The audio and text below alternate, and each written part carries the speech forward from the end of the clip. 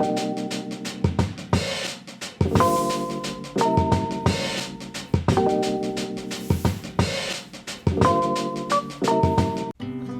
everyone, this is the piece we are going to be working on today. It is a tall and very heavy solid wood dresser. It is in good condition but looks a little bit outdated, so our goal for this piece is to make it fit into just about any modern home. I put this clip in just to show you how tall it is and the fact that it almost hits our ceiling fan. Just like most flips, we are starting by removing the hardware. Luckily, this dresser only has 4 pieces to take off, so it'll be super quick and easy. Sometimes I decide to take the doors off, but for this flip, I decided to keep them on. These pieces were pretty stuck in there, so I had to use some muscle to get them off. Although this hardware is a little bit outdated, I still really liked it and I think it'll go perfectly with some gold spray paint.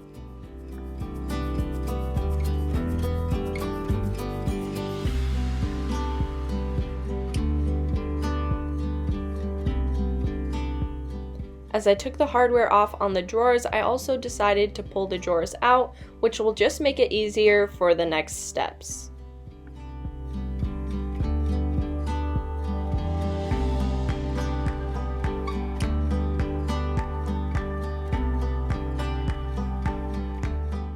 When there's a lot of dirt underneath where the hardware laid, I like to show you this just because this kind of proves why we clean afterwards. If we would have cleaned before, then all of this dust would have been left on the piece. So I am taking warm water and Dawn dish soap with my microfiber towel just to wipe the entire piece down and make sure that it's ready for paint.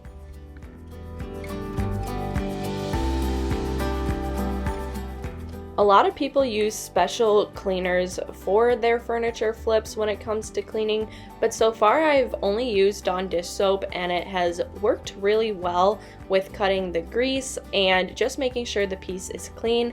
I would still like to try some of those other cleaners that people use though, so if you have any recommendations, comment them down below so I can check them out.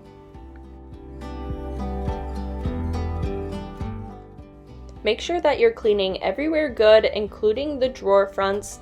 I have done a bad job of cleaning in the past and it shows up through the primer, just the dirt, and the dirt will also show up through your paint in some cases, so it's better to get it off now. And then I like to go back with just a paper towel or a dry microfiber towel just to dry off the piece.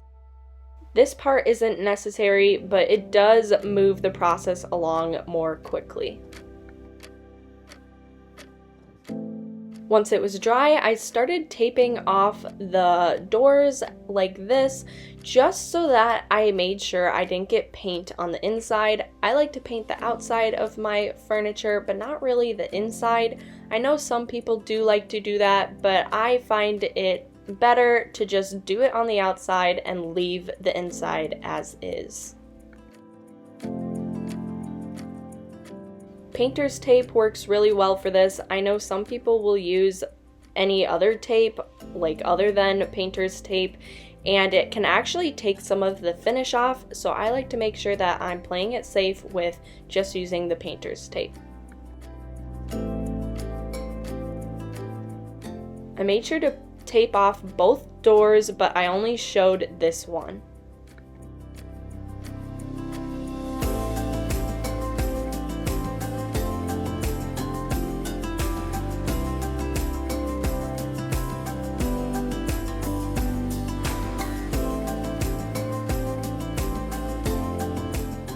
Now I jumped the gun a little bit too fast and started priming with my Zinsser 3-to-1 primer, but I caught myself just before we got too far into priming, because before priming it's important to scuff sand everywhere that's going to be painted.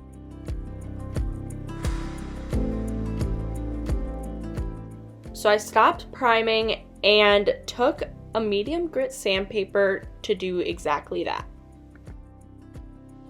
When there's a bunch of details like this, you want to make sure that you're going slow and really giving it all a scuff sand, just because you don't want to miss any of that. This scuff sanding really helps make the paint adhere to the piece. And once that's been done, you need to make sure to wipe all that extra dust off before actually applying any paint to the piece.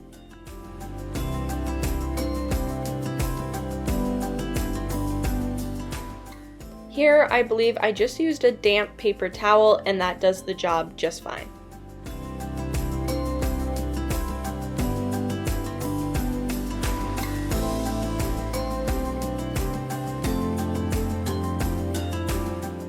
I'm showing you all of the dust that would have been left behind and put into the paint, which probably would have made yellow tannins if I hadn't have wiped this off.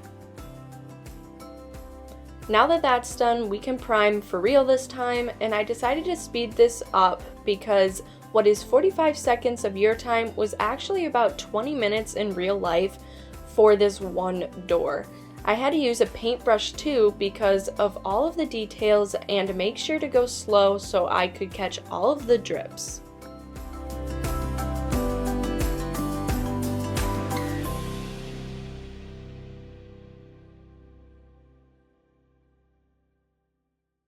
This was a very tedious process, and if it were summertime, nice and warm out, I definitely would have invested in a sprayer and just tried to spray this instead because it would have gone a lot faster. But it is the middle of winter here in Minnesota, and I don't even have a sprayer, so that is not going to happen for this piece.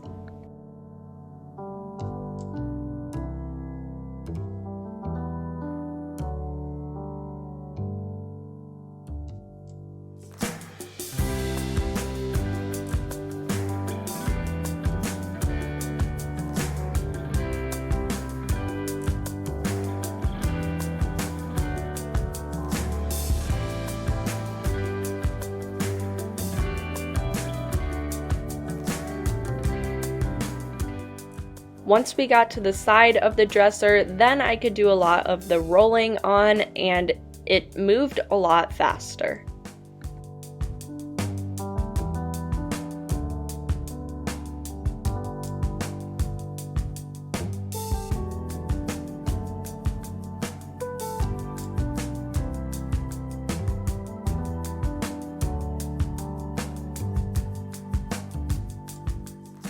As you can see, I still did have to use my paintbrush in the areas where the roller wasn't going to be able to get to, but after I kind of painted around the trim or the edges, then I was able to use my roller, and priming went by super fast.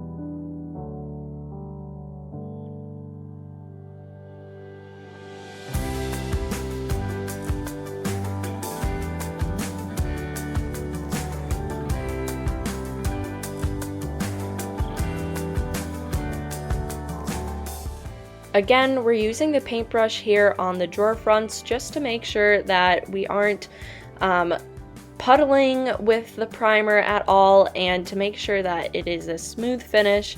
And just to get it all on, the roller wouldn't have been able to get in the corners there or around the curves.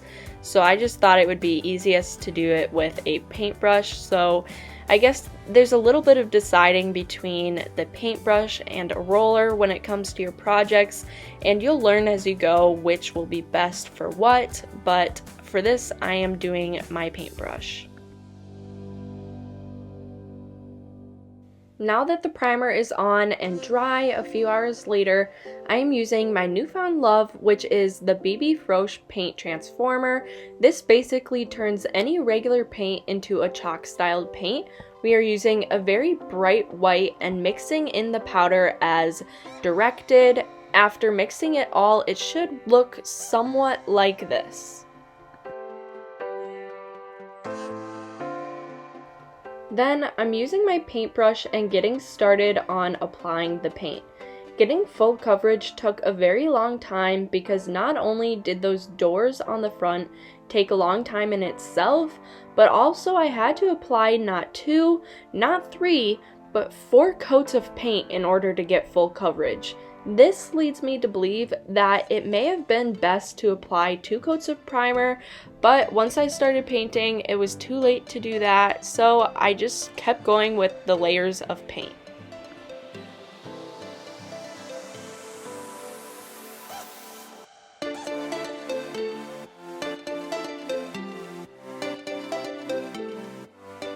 Showing each coat of paint would have been super repetitive, so we are on the first coat now, and eventually I just started filling the last coat.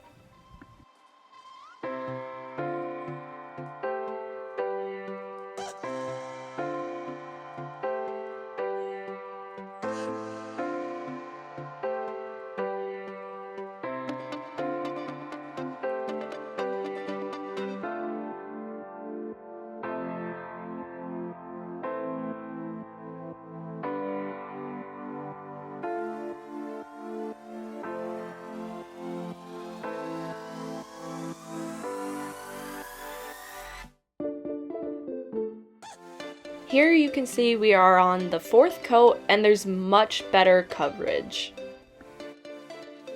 Once that coat dries, we are going to do something new that I have never done on this channel before, which is distressing. I'm showing you here that I'm taking a medium grit sandpaper and just kind of scraping off some of the paint on the corners. I'm trying to do it in places where scratches would have normally happened anyways. I'm going for a very light distressing, and I don't want to make it too visible, but just a little bit. I'm doing such little distressing that you can barely even see it on the camera, but I didn't want to make it too visible just because this is my first time and I wasn't sure how it would sell in my market. But after making it look naturally worn out a little bit, then it was time to get into the top coat. Here I am taking my clear matte poly and I put it in a jar, and then I used my paintbrush that still had paint on it to mix in a little bit of the color. This isn't as necessary with a light shade as it is with a dark shade, but I still do it anyways, and then I started applying it to the dresser.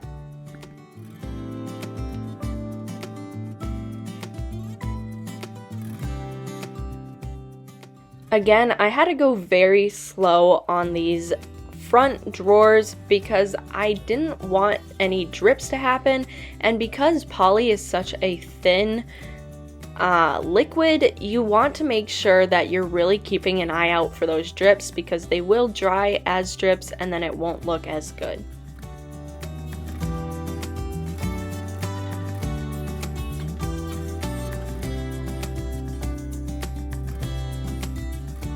Once the poly was done, all we had to do was get the hardware on, and we're finally finishing up. So I'm going to show you the reveal and also show you some better pictures of the distressing so you can see them there. But before we do that, I want to thank these 4 amazing people for buying me a coffee or coffees over the past month or so. This is a great way to help support the channel. The money given here is used to buy different materials so that the content can be different each week. If you'd like to support the channel, I'll leave a link to it in my description box down below. But now let's actually get into the final review.